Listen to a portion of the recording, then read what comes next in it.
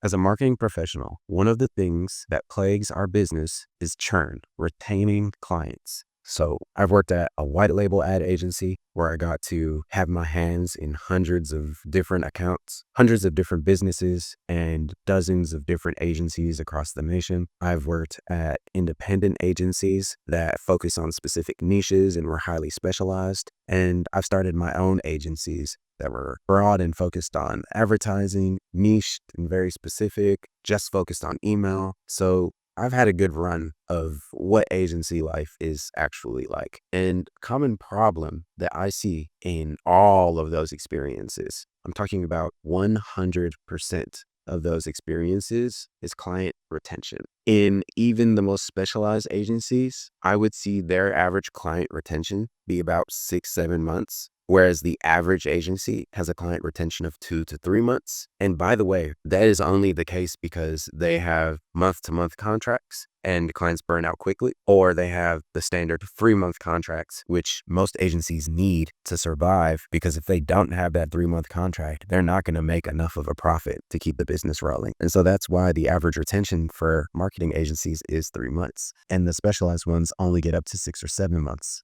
I dealt with the same issue. My average retention was 3 months. You want to know what my average retention is now? I'm doing the same work, by the way, but I'm not running an agency.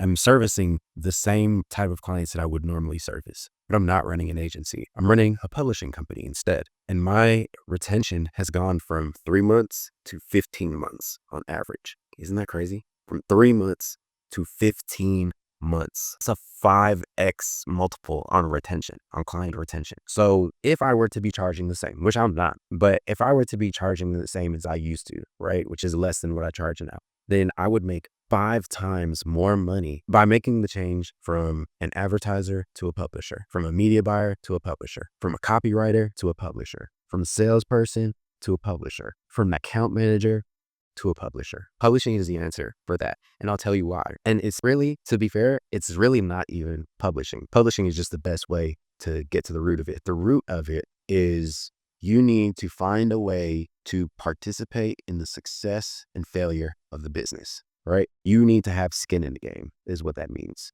And that's the problem with agencies. They don't have any skin in the game. You pay them to do a service, they act on that service, and they're not responsible for the success of your business. They're only responsible for doing the marketing service, whether that's posting on social, managing your content, planning the content, creating the content, buying the media placements. Like, they're not actually held responsible for making sure that nets the profit of business or helps the business meet an OKR. They are responsible for completing the task they've been assigned. And that is why they churn out, is because they don't have any skin in the game. When you become a publisher, however, you earn based on the success of the business and the success of your campaigns. And so you tend to have longer retention, because guess what? When the business is not converting and the business isn't making money and the business owner isn't making money, neither are you. It's a meritocracy. So you are tested and paid by the merit of your work. And the reason that's so attractive to clients when you sell them and when you service them is because they know, hey, like, I didn't make any profit this month, or I didn't make any money this month. I don't have to pay money for a service that isn't having a net positive benefit on my business. And that helps clients stay, because when you are creating success for them, they have no reason to remove you from their balance sheet, because that's all that's happening when they're firing ad agencies and marketing companies. Is you're too big of an expense relative to the profit that they're making. And so it stops making sense for them. That's the number one reason why people churn, outside of expectations, of course. Always got to align those expectations. But when you become a publisher and you participate in the upside and a degree of the downside, then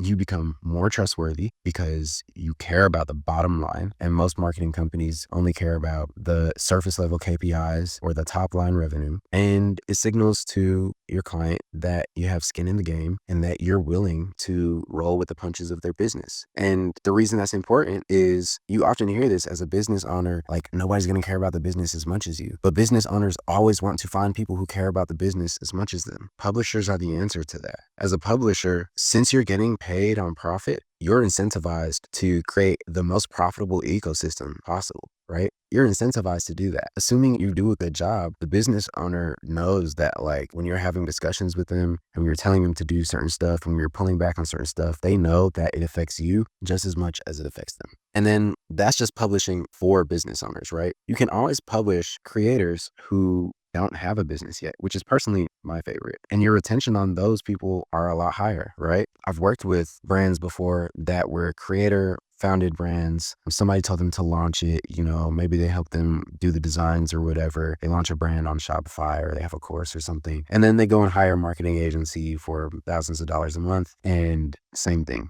Like at the end of the day, they are measuring what's going in, what's going out, and where is it coming from? And when you're publishing a creator from scratch, it helps that they don't have high overhead. They essentially have a fixed variable overhead, right? Because if you're charging a percentage, let's say my first deal was 15%. So let's say you charge 15% of profit, right? That 15% of profit stays the same regardless. So that's the fixed part. But the variable part is like the dollar amount changes based on how much profit you made. Did you make $100? Well, then you got paid $15. You made $1 million and you got paid $150,000. But it just puts you right alongside the business owner instead of across the table from them. And when you're beside them, they have more trust with you and you also have more power and more say. And those things blend well into creating a much longer retention, because the secret to longer retention is to set conditions for a long-term business relationship instead of transactional processes.